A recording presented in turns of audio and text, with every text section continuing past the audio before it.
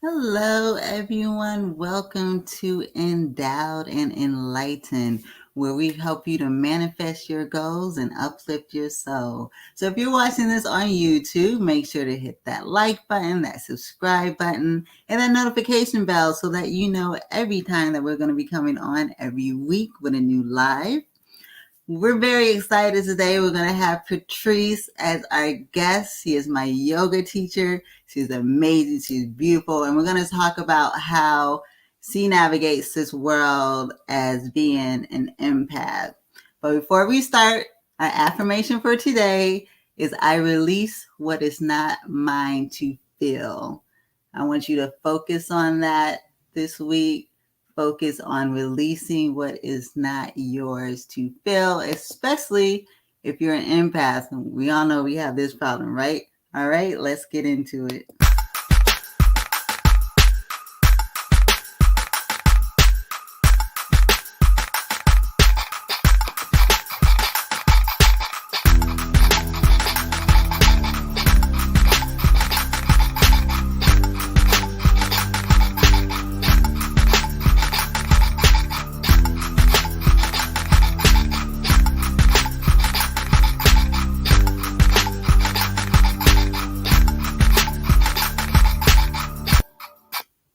Hey. Hello.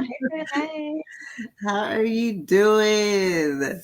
I'm doing good. Reese, let me tell you, we met like 4 years ago. Right. I don't remember, but I remember you were Mike's private yoga teacher. I remember I came, so before her, when I used to go to yoga, I used to go to very vanilla yoga studios. And it's like there, it's silent, it's serious, you focus, right? And Patrice was in there straight, and today, and like her and Mike are like venting to each other and they having this whole discussion. I'm like, am I downward dogging right now? Like, what's going on? But what I love about you and your class is all about not just release physically, but verbally and emotionally. And you have like the music. So let's go into that right quick in the beginning. Let's talk about your yoga studio and your philosophy behind Colors of Yoga. Yeah. Thank you for that. And she's not lying. She was like, I thought yoga was quiet. And I've been to plenty of quiet yoga classes. I've been to plenty of yoga classes that had country music and all kinds of things. And when I wanted to open a yoga studio, I wanted it to be different. I wanted it to be welcoming. I had the pleasure of having a couple of Black yoga teachers, and it was a completely different experience hearing Jill Scott or different things in yoga. I was like, oh, you can do yoga like this? Right. And so I want yoga to feel inclusive, because yoga can feel real stuffy. It can feel like it's only for a certain people, or there's all these rules and you don't know the rules. And not at our yoga studio. Yeah. Yeah. And now she is totally virtual. So no matter where you are in the world, you can take her class. So we have that in the bio for people to check out. So I wanted to talk to you because I remember a while ago, I had just realized that I was an empath, right? And I had talked to you and you really opened my eyes to a lot of things, because coming from a very religious background, it was something I was actually scared of because you think that is something that's inappropriate, not Christianly, or something like kind of like psychic, and it's not really like that, right? Not at all. But I get it. I get that. Because we pick up on like little things that not normal people, and we feel things, and it's all about you have to really be in tune with yourself. Yeah. So we're going to go over, I picked out 10 top traits of an empath, and we're going to discuss if you relate to it or dive deeper into it. So like the first thing is being highly sensitive. Ooh. Ever since I was a child, my parents were like, you're so sensitive. You're so sensitive. And they saw it as a bad thing. So I thought it was a bad thing for myself, and I tried to toughen up. And I think a lot of empaths do this. We, especially as children, we're more aware before we get bogged down with the details of adulthood and worrying about this and worrying about that. We are so aware. We can feel people's energy. Some people can even see, some children can even see indigo. They call them indigo children. They can see people's aura. Um, but as we get older, we're still sensitive, but we're trying so hard to fit into society that you put that sensitivity away. And scientifically, because I know there's woo woo and there's science. People are like, I don't believe that you're so woo woo, but there's a little science to this too. So we Right. all have mirror neurons, and our brain can't really distinguish between what's happening to us versus what's happening, let's say, on TV. But for empaths, highly sensitive people, our mirror neurons are like on fire. So I can't watch scary movies. I can't watch like what's happening to somebody else. It feels like if I'm not protecting myself, it feels like it's happening to me. So that's how sensitivity shows Yes. up for me as an Yeah. empath. I'm like that, like mafia, like anything with serial killer. And it's crazy because I actually like I'll sit down and watch me a Netflix serial killer, but like in my spirit, I'm feeling like, what if that like it's feeling like it's happening to me. Like it's kind of, I don't know, it's a Yeah. weird kind of reflection. And Yeah. also, I don't know with you, but if I see like roadkill or like a dead animal, like something happens to me too, like while I'm driving. I Yeah. actually feel that is weird. So it's like a Yeah. close So you might have animal empath in you. Thankfully, connection. not thankfully, but I don't have as much animal empath, but I have all the feelings for humans. So, Right. but I think Hmm. some people, there's different types of empaths, and I am Yeah. same as you. I tried to watch Narcos. You remember when SZA had that song? It's like she's talking about watching Narcos. So I was like, oh, let me check out Mhm. Narcos. Had nightmares. I was like, why Oh do I my have God. nightmares? What's different? Oh, I was Right. watching Narcos. Stop watching Narcos. No more nightmares. I just can't. Right. I can't. I can't do Hmm. Yeah. All right. So being highly intuitive. it. Yes. Ooh, Yes. that it's especially it's hard, right? Like I Mhm. think a lot of people are intuitive, but we're so distracted that we aren't in touch with our intuitive and with our intuitiveness. But I think for empaths, we're especially intuitive and with other people. But I had to learn very quickly to keep my thoughts and my intuition about other people to myself. So that's part of the struggle too, is when you are an empath and you are so intuitive about yourself and other people, and then you start to say things and it starts to ruin relationships or ruin all kinds of things because you're like, hey, I don't know about this. I don't know about this, especially if you have a friend and they're dating somebody, you're like, that spirit, something's wrong with it. My gut is saying something's wrong. And it turns out to be right. It turns out to be Right. right, but your friend Right. doesn't want to hear that. So especially when I was younger, it was really hard to harness that intuition and to know when to speak up and when to be quiet. And then for myself, following my intuition, I'll do a chakra reading. It would always be going counterclockwise, my third eye chakra, because I wasn't following my intuition. So I think Wow.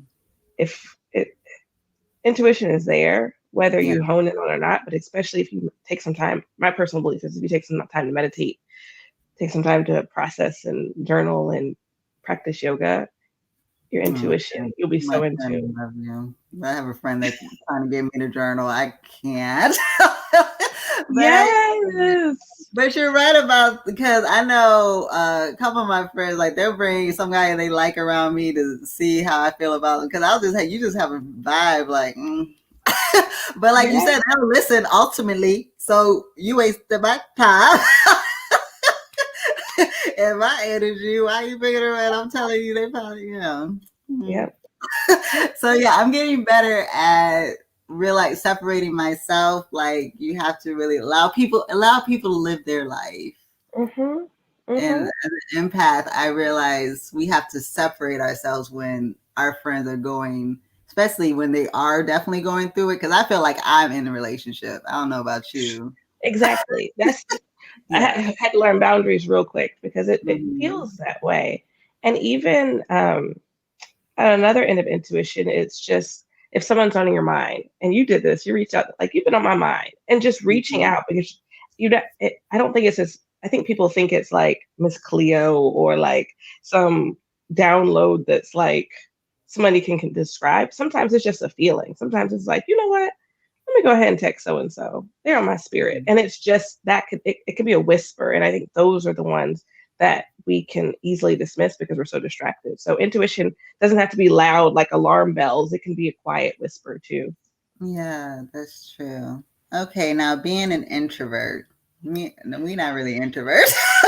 Yeah, but I can but I can be. So I am an extrovert through and through, but I think if we don't protect our energy as empaths, we need alone time. And even though we love being around people, especially the wrong people, will drain your energy so fast. So you That's have to take time for yourself. So I used to call myself an ambivert, and I didn't understand because I was like, I'm such an extrovert, but sometimes I just need to be by myself. Like there is no one in this world right now that I want to spend weeks on weeks with like together. I need my space. I need some time. right, right, That's the right. introvert side coming in. I need to recharge. Like after taking in everybody else's energy, you can Yeah. get burnt out so easily. And so you have to have some time by yourself. For me, it's in nature, especially to recharge. Mm-hmm. Yeah. Being selfless. Yeah. God. We give a lot. How We long give do we have? Because this is a my whole lot. life. This is true. And Yeah. then we have the nerve to think we're the narcissist, right? Like we are so selfless, but also think we're so selfish when we aren't being selfless. And Yeah. it's a whole mess because I truly love helping people out. There's so many parts of my identity that love helping and caring for people. And it sets me up for burnout really easily and being selfless. Because we have huge hearts. Empaths, highly sensitive people, we are healers at heart. We want to care for other people, and Mm-hmm. some other people take advantage of that. Yeah. So it's really important to have boundaries and and also to take that time for yourself and Mm-hmm. know that you're not being selfish. That it is taking care of yourself is important and is necessary for you to show up as your best self. Yeah, that's amazing you said that because it's so true. Because a lot of times I feel like I'm being the one that's like doing too much, or, we kind of blame ourselves a lot. And yeah, you kind of have to step outside of yourself and look at the full situation, which we'll talk about later. So connects with others too quickly. I know this is definitely me. Yeah. I pick up friends, like just how you and I were friends. We met at what was it, the high school reunion. We're like, we friends, and that's how it Mhm. happens. But it's also, I think, as we get older, as we tune in, those connections might happen fast, but also the disconnection happens fast. Um, so I think it's really, I actually like that part. So I'm a little bit biased about this because the Mhm. connection, just as fast as we connect, it can fizzle out because we start picking up on signs. But that is where, see, I'm contradicting myself because that is where we get in trouble because we connect fast and then we start to ignore their red flags and we see things and we're like, ooh, this is not right. Ooh. Yes. But we're Mhm. so connected because we connected. We're like, oh, but these 3 days were great, and now this past 2 weeks has been horrible. Right, right. Yeah. And for me, like I got eight best friends. Like people usually have like one or two. I got eight. And it's like, and I'll literally meet someone and I'll feel like, oh my God, we're like soulmates. Like like I feel like Patrice is my soulmate. We really know each other for like 4 years. And my husband be like, oh, you don't even know her. Yeah, I know, like there's just certain people we just can, and maybe it's other empaths. I don't know, where it's just like I feel this really tight connection. But then I don't know. Do you also believe in like reincarnation? Like maybe we known each other before or something? yeah, I do. I think that sometimes that connection that's so fast when it's not an unhealthy connection because sometimes it's really healthy and it's just like my soul knows your soul. I feel Yeah. either our auras are connected, our energies are connecting, maybe we've known each other before, but Mm-hmm. it's just those are the best kinds of connections. And I think that for a lot of people that can be scary and it can be like and I think we're only used to that in a romantic sense. So if it's not a romantic relationship, people are like, "Ooh, this is weird. I don't want any parts of this." But really, I think some of the tightest connections I have right now are people I've met since I've known I was an empath. And so I just trusted it and I Mm-hmm. trusted that connection so much more. Hmm. Okay. How about being too forgiving? It's another trait of an empath. Another part that I like, because I think as an empath also, you have so much compassion, you have so much grace for everybody, and sometimes not Mhm. as much for yourself, but for everybody else, you're like, oh, I get it, I forget, and you. This is where boundaries come in so heavily because you're like, oh, I understand you're hurting. Well, can I help you? Let's work on this together. And in the meantime, it's like you're dragging yourself down trying to help them. So the forgiving, I love. I grew up Christian too, so that was part Mhm. of it. Is like forgive, Right. like everyone's a sinner. We're all, and so part of that is part of this identity too. Is like I truly believe that I have no place to judge people. I should forgive people. People are doing the best they can, and I want to give people a chance to learn. But then people keep doing the same things over and over, and that's Yeah. when we have to say, okay, enough is enough. Like I might give you a chance, maybe two, but Right. as many chances as we give, that's not it. Yeah. I don't know about you, but I know these past 4 years specifically really challenged my forgiving side, really challenged my understanding side because our people, Black people, people of color, are in pain, and you had people that were really insensitive, close friends. I don't. I think it all happened with us. It was Yeah, close friends yeah, that we grew up with, that we felt like we really knew, and kind of saw a totally different side of them, and kept trying to be forgiving and understanding on us, even though they were the ones that were traumatizing us. And yeah. yeah, it got to a point where I just had to. Now I'm on a completely different Facebook page. I had to mute people. Yeah, you have to set boundaries. It's very important, Yeah. or else you Yeah. end up destroying yourself. Draining your energy, and then it's like, are they, what is the point there? And I think that sometimes people forget, especially me in relationships, we forget that we're trying to get to understanding instead of trying to prove that we're right. And so that's where the draining happens. It's one thing, I can talk all day if it's like, hey, this is my perspective, this is your perspective, and we're really hearing each other, and we might not agree, but we're really hearing each other. I think so many times right now that how we're draining our energy is because this person's talking, we're talking, and no one wants to budge, and no one's really listening, and so it's too much. It's too I much. went down a few rabbit holes too because Yeah, I have a heart. My heart is like as big as this room, and I yeah, really believe in the best in people, and this is part of my yeah. empath trait. Like we are Mm-hmm. light, and I don't know if we're going to talk about that, but empaths, like we literally are light beings. We are healers. We have light. And so people, whether they're aware of it or not, can feel our light energy, our good energy. Yeah. And people want it. Whether you have light or whether you have darkness, people want that light energy. And so Mm-hmm. um, it can be difficult to discern which is which. And it That's can, so true. Because my friend Kayon, we were talking. She's an empath, and she was talking about how like she was hanging out with her people in Miami, and it was just like random people would come up and like want to hang with you, want to talk to you, and that's what would happen. Like if you're going out, like random people just come up to you, just say something. Like I remember I was out to dinner with my friend, this dude, he was like, "Oh, I tell you a joke," and we were like. Okay, like didn't know this dude from anywhere, but he wanted to like engage with us. So yeah, it's mhm. crazy. Okay, discover lies quickly. I think Oh, that's the intuitive side. yes, that's the intuition. It just, and it's like it doesn't feel right. And I think that this is important to say because I had to learn this because I came from a very corporate background, and now I have a whole master's degree, and now I'm talking about being an empath and breath work and yoga.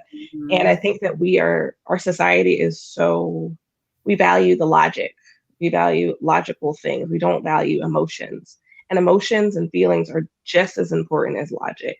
And we we can feel, we can literally feel, and it's an energetic feeling like, but something doesn't sound right.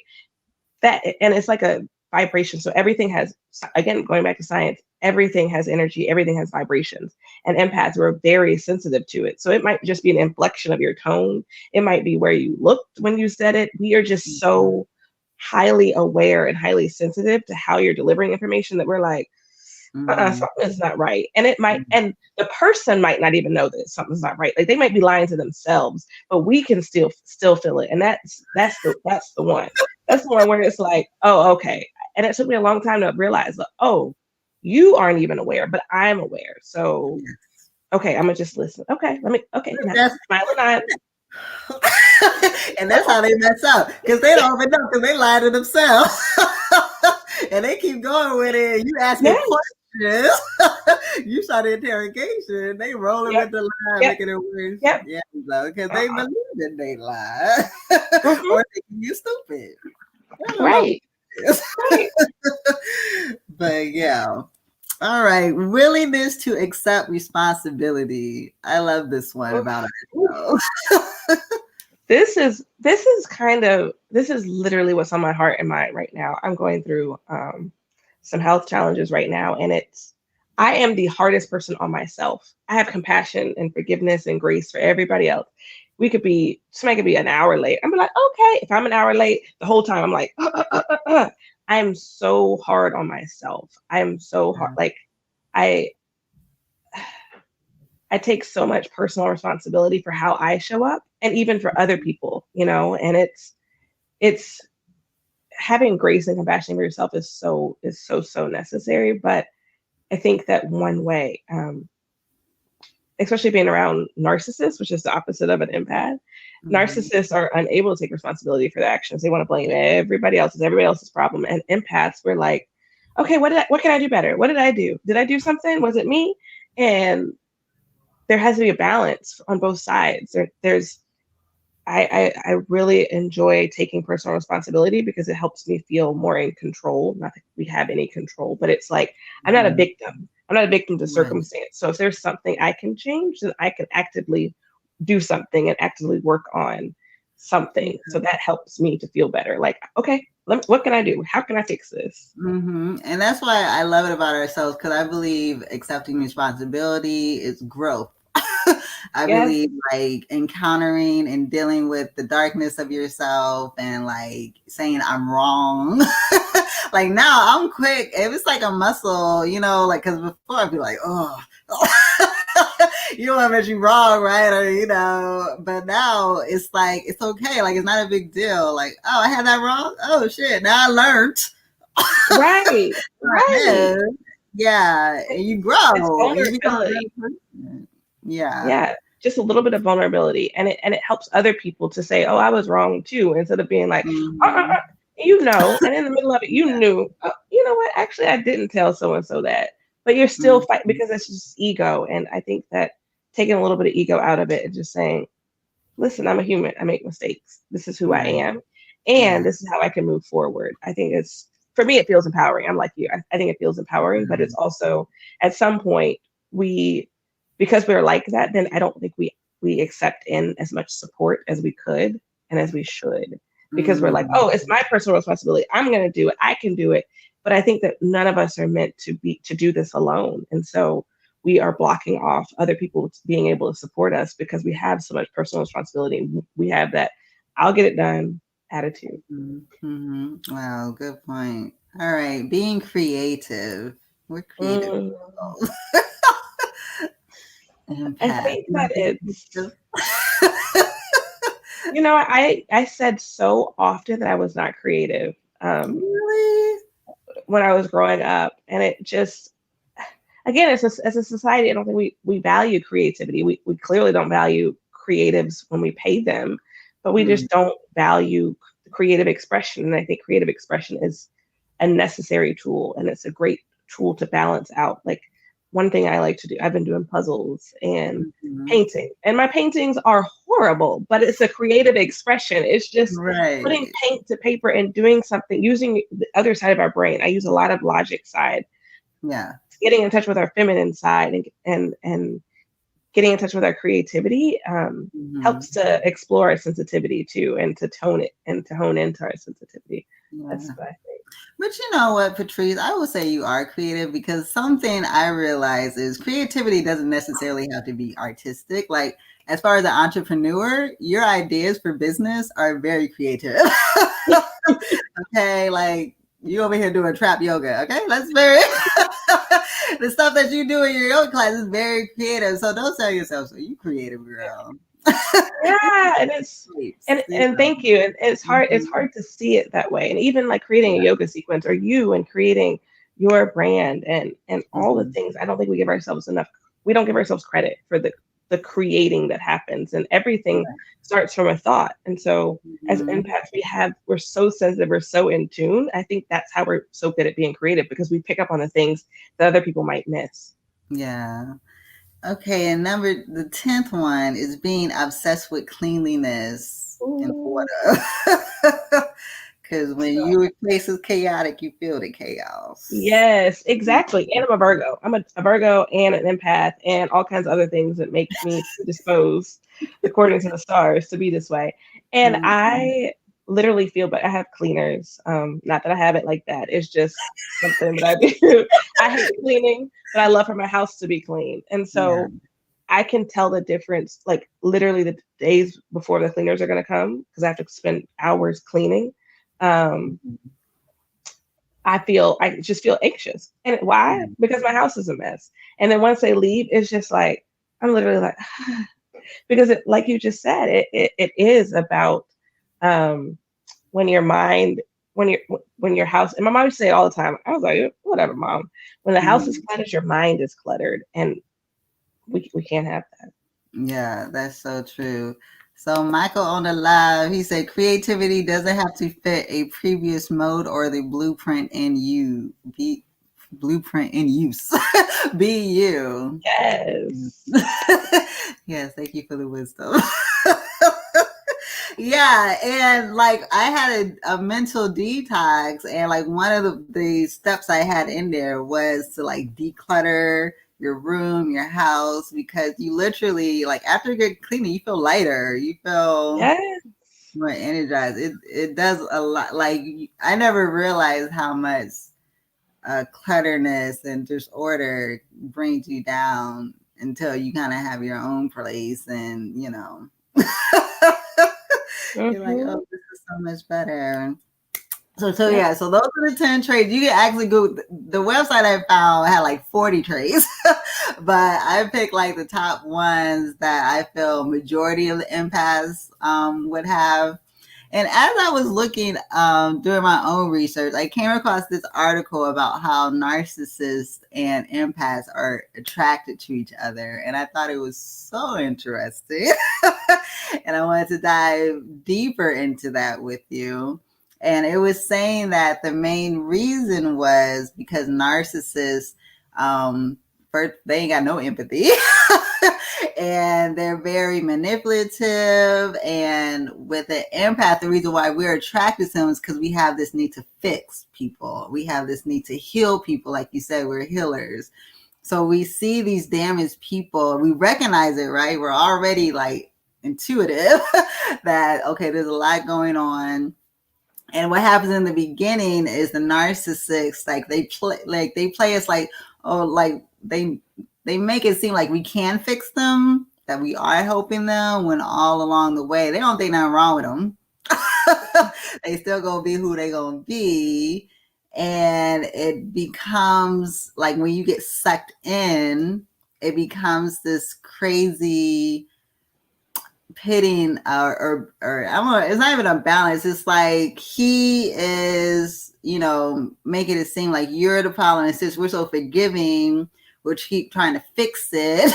And it's just like this cycle of mess. Yes. Yes. And this is part of how I found out I was an empath, because I had a few relationships and they were very similar in nature. Like there was patterns, and I was like, huh, well, it can't be everybody else. It has to be me, right? Like what's going on with me? And I went to therapy, read a bunch of self-help books. And one of the self-help books I read, I was like, oh, empath and narcissist, this is it. And Mm-hmm. it's such a, it's, it follows the same cycle, and if you're in it, it follows the same pattern. So it starts with love bombing. When you meet the narcissist, they are amazing. They ask all these questions about you, and then you know that Taylor Swift song where she's like, you pretend to be this person for a week. Like that is a narcissist. So like Mm-hmm. they pretend to be a certain kind of way. They are prince, princess, prince X, charming for a Mm-hmm. while, and then all of a sudden it's like, huh? Who are you? And it's confusing. But by Yeah. then you're in it. As an empath, you know, you connect so quickly and you're like, oh, I like you. But this is a little bit weird, and it's a red flag, and it's red flag after red flag. And if that happened in the beginning, we probably would ignore it. But then the gaslighting happens, what you were just talking about, like saying, Mhm. oh, that's not a problem. And you're like, it's like a mind F. Like you are Yeah. messing, like, it's so manipulative. And the worst part about it is most narcissists aren't even aware of it. Of not just like empaths. Empaths usually come from either one or two narcissistic parents, and then you turn into an empath because you were the solver and you wanted to fix things, you were the helper. Or but a narcissist comes from narcissistic parents too, so we have some things in common. There's so many Mhm. things where we can connect with. There are things that we understand about each other. We just Mhm. took two different paths to get there, and the narcissist is probably not doing it on purpose, like not even conscious of the abuse that they're giving out. And it is abuse, and it Mhm. happens to even the smartest of people. Yeah. I mean, there's plenty of high profile narcissist empath relationships that are very mainstream. So yeah, Yeah. it's confusing, and it's Mhm. a whole mess. So when you were in it, how did you get out? Like, what I, was the breaking point? it depends. It was the breaking Mhm. point was usually me being ending up broken, and me being like, I can't take it anymore. Thankfully for some of them, they left Yeah. because it wasn't me. A lot of the times, it wasn't me being strong enough. And the best thing that I've done is to just love on myself, so that Mhm. I know, like, no matter what, I'm going to be okay. And so I Mhm. don't have to have my worth tied to someone else. But it's still hard. Like, even Yeah. as an empath, even knowing I'm an empath, it's still easy to fall trapped to, like, oh crap, I think I'm in this again, and just waking Mhm. up and realizing it. So Yeah. So, anybody that's watching, if you have any questions for Patrice about being an empath, go ahead and type that in. I do want to go over right now, like how to protect ourselves, how to protect our energy, since we're like so, you know, in tune with everything and it can fuck us up. yes. No. So my favorite thing is baths. Like, I love a bath. I don't know what it is about empaths and baths, but even I use bath bombs, bubble baths, salt baths are really good, like Epsom salt. It's Mhm. just something about, like, excuse me, releasing the energy. Being near water, the same thing. I love walking in nature. Um, I sage and use Palo Santo, like, just clearing energy, because it really is energetically, people's energy is connected to you. I just did a cord cutting ceremony last night. It's just a Oh, meditation that you do, because there's energetic cords that get connected to you. And so it could be somebody far, far away that you haven't talked to in months, years, and they're still connected to you energetically. And so a cord cutting ceremony is a meditation to connect, to get rid of that old stagnant energy. wow. um, my therapist had me doing. I don't do it, but it's the best thing. Is Yeah. she was saying to do a bubble, like a bubble of protection every day. And I Mhm. know if I do it, it would work, but I Mhm. can't get into What's the the bubble of visualization of protection? bubbles. Like what's the bubble? So it's like you have this, you do this meditation, excuse me, and it's all about, like, imagining white light surrounding you, and it's like a Mhm. barrier, and it protects your energy. So good positive energy can come in, but it blocks out the negative energy. And so Oh, if you do it, it works, but the bubble just doesn't work for me. There's another one I looked up that instead of the bubble, you can say, like, it's a cape, like your magic cape, and mhm. that's your protection, but you're visualizing some kind of energetic protection field around you.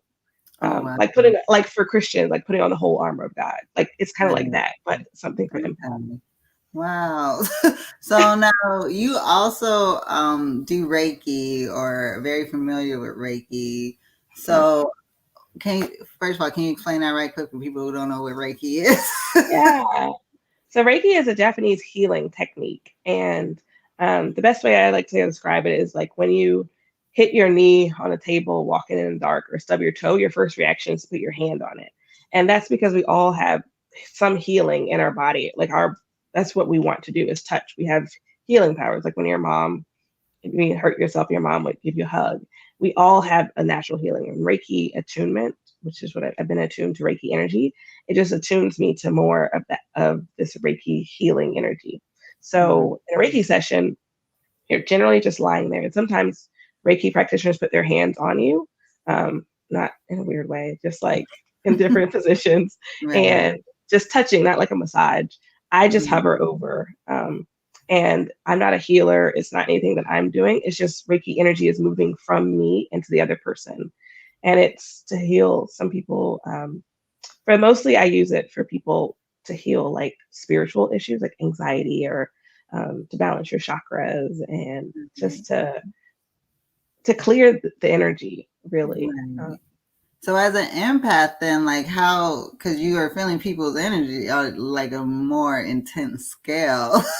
So do you have to like immediately release it after, or how are you handling that? Everyone always asks, they're like, "You're an empath. How can you do Reiki?" But Right. that's why Reiki works is because and that's why I don't touch people too, because I think for me, the kind of empath I am, touching people transfers energy a lot faster. So because I visual like this, I do visualize, and it's just energy moving through me. So it's not me doing any work. I'm just a conduit for energy. And so Mhm. if I'm not taking in energy, I'm not talking to them. So Reiki is actually great for empaths because you don't have to have that exchange. And then at the end, I do like clear my energy, clear their energy, clear the energy of the Mhm. room. So I've Yeah. never felt drained after Reiki. Yeah, I would definitely suggest anyone who hasn't done it to do it. I had it done to me where she didn't touch me either. She just, you can feel it. Like you can. I had another friend. She had like her throat was burning. She said doing it. She Wow. just crying like because she had a lot of stuff going on. So I mean, it's intense. It, Yes. yeah, it's great. So, you have any future projects coming up with Colors of Yoga or any programs? This is so it's funny because I have a whole empath course that I've created Okay. this during the panorama. I don't call it the pandemic anymore because I'm just like calling it everything except any P word except Right. the parallelogram. I created a whole empath course. So one day I'll do that, but right now I'm focused on. So I have a whole empath course, but I'm not doing anything with that right now. I'm focused on trauma, specifically race-based trauma, sexual trauma, and breath work. I think that breath work and slowing down and resting is so powerful, especially for Black people. Like to know what Wow. rest is because we are overstimulated, overworked, overdoing, and just to sit and to breathe. So that's where I'm working on right now. Nothing Okay. that's concrete yet, but all things work going on behind the scenes. Yeah, yeah, definitely. And then with your classes, you have a lot of different instructors, I saw. So you have a variety of classes that you're offering for all different levels. And really, Yes. even, I guess anybody, any level could do like any class, right? Yeah. So Yeah. our colors of yoga, we cater to beginners. So the mission really is to get more Black people, bigger bodied folks, LGBTQIA plus folks doing yoga. People that Mhm. aren't represented in other studios, we really want them to know that yoga is accessible for them because there's plenty of things. Like I probably would have known about being an empath. I probably wouldn't have still been in therapy without yoga. It has changed my life. And I really think that if more people had access to it, and also selfishly as an empath, the more that people heal themselves, the less that we have to take on and be like literally there's days when I'm just feeling the weight of the world. And my mom will always tell me, Patrice, you can't take the weight of the world on your shoulders. So part of my mission is to help heal people. And not Right. only so that everyone else is better, but it also makes it a lot easier for all of us empaths that are taking on all y'all's energy when we Yeah, help. yeah. And even with like the kind of music you use, because you use, R&B, you do hip hop sometimes. I think that when the music is, I mean, like I said, it was a totally different experience because I was used to the vanilla of it all, of like the wind and then the birds chirping type of stuff. But when you're listening to music that you can relate to, it also presents a unique experience within itself. Yeah, So when you have one, and that's what I used to tell people about trap yoga too, is like, people like trap and yoga. That doesn't seem like they go together. That's I not. was I was very bougie And about that. but it it's like you just said, like there's some level of comfort. You're doing this thing that you might not have ever done, but you know the music. So if you have a little bit of, it's like going to a party. If you know no one or you know two or three people, it's Mhm. having some familiarity with the unfamiliarity helps it to make it less overwhelming to try. And there's enough barriers to trying new things. Our brain wants us to stay comfortable and stay over here. But if Mhm. there's someone that looks like you and Mhm. some music that you know, and it's Right. like people, for me, as I used to say, especially in the studio, it feels like church, church. Mhm. Hey, how you doing? How's so and so? Like that kind of community feeling, it Yeah. makes you more likely to try it. And that's my wish for the world. Yeah, yeah. Oh, another question I want to ask you before we head out. Somebody wanted me to ask. So, dating as an empath, how do you navigate the dating world? Hunty, it's hard. It I is. have we have to I think that what we talked about earlier is right on point, how we connect easily. I've had to learn to slow down. I can easily be like, okay, Mm-hmm. and as my friends will be like, I met someone, I really like this person. And now it's like, okay, maybe a month in, then I'll start to tell people I met someone. Because it's really important to get to know the whole person before you're like, oh, I like this person. Because people can start off one way and then we can start to ignore the red flag. So just take it in and take it slow. And and my logic brain side I have all these questions like, how does your mother show you love? And how does this, and, all these things, but it's also just like, just chill because energy doesn't lie and it comes up. Also, pro tip, going on a trip with someone, you get to know them very well. So it might Very. seem too early to go on a trip, but how people are when you have to spend even just 2 days, one night together away from, it's a game changer. So it's Yeah. it's it's possible, but it's just take your time and don't ignore Mhm. the red flags and Yeah. communicate. Yeah. Yeah. Yeah. Yeah. I would agree with that too. And also on top of that, I would say, um, if you, because I told I told a friend this. I was like, sometimes if someone comes to you broken or with a lot of problems, as an empath, it's instinctive for us to be like, oh, I want to be in this because I want to help them and heal them. But sometimes maybe you need to look for somebody who's not going through so much. Right. No, Yeah. we're not fixers. And I think that empaths can really, it's very easy for us to be codependent. And the Yeah. codependency for us is that we want to heal. I have a Yeah. whole list right over there of things, Hmm. qualities I want in a partner, because that Hmm. will help me too. Because my empath heart is like, oh, I like them because of whatever thing. But it's like, okay, Right. bring it back down, a little more grounded, a little more logical. Like, do they check off these things? Is this Hmm. the person, a partner that you can actually see yourself with? Or are Yeah. you just infatuated with how you're feeling right now? Yeah, yeah. And I used to be anti-list because I thought that was like being like condescending to people. But no, honey, you need a list. Yeah. You need to know what And you need, what you want. and there's some things on that list I would never tell people that's on that list because I got really specific. And I think that it's another way, another form of boundaries, another way of saying this is what I will and what I won't accept. And so I see it as self-love. Like this is what, because I also know what I'm bringing. And I want Mhm. someone who's done as much work as me or has more evolved. I don't want someone back here. And that's just me and where I am. I want someone that we are partners. When I say I want a partner, it's because I want us to be on the level, on the same Yeah, level for a lot yeah, of things. yes, and rising each other up. Yes, yes. And so you're trying to bring somebody else back, bring Right, somebody else up, and really they're bringing you down. We don't, especially as a business owner. Maybe if I had a corporate job still, I could, yeah, I could, I could make it work. But the way that right. my life is set up and the goals that I have, I and this is the other thing, because being an empath really helped me to know myself, and a lot of the things I've done in the past 3 years helped me to know myself deeper and to love myself as I am. So I'm not Mhm. afraid to be alone. That's the other thing. Like I don't need you. And before I couldn't say that. Like before I was like trying to check off all the like okay, dating, marriage, kids, Yeah, dog, right. picket fence. I don't. right now I've fought so hard to be this person that I am, to love myself, that I need someone that has fought that's not going to, first of all, bring that crumbling down, Yeah. and that can build with me and keep going. Yeah. Oh, so beautiful. Thank you so much for being on with me and for doing this with me. So Thank before we you. head out, I have my product of the day. So we're gonna feature the shirt I'm wearing now, which is the Love Crop Tee. You can get this at N-Dowd.com, N-Dowd.com. Patrice is wearing her chakra.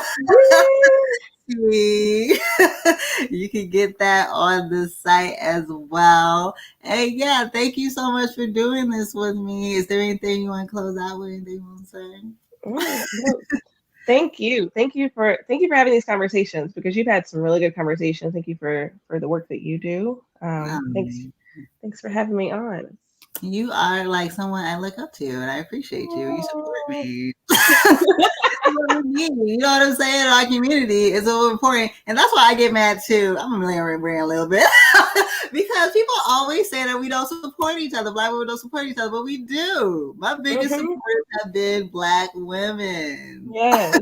We have lifted And- each other up.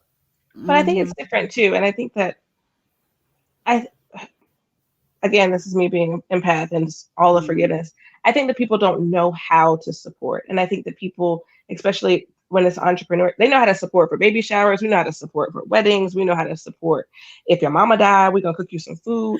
But for emotional things or for entrepreneurship things, I think we're learning. And and I think that there's a long history of why Black women haven't supported Black women, and been a lot of competition. So like you were Hmm. saying before we got on, like your mentor is like, let's reframe that. How can we think of this positively? I think that we are just leading the way and showing people that we don't have to be, because, I don't watch reality TV unless I'm sick or Yeah. something, but like we're perpetuating certain stereotypes in the media. And then I think there are a lot of people that are empaths that don't know they're empaths. And then we're taking that on and not even conscious of taking on some of that energy. So That is that's, so true. Be careful what you put in your mind, what you surround yes. it is so true because it will come out in other Hmm. ways. But thank you so much for coming on. And always remember a breakthrough is around the corner. Stay in doubt.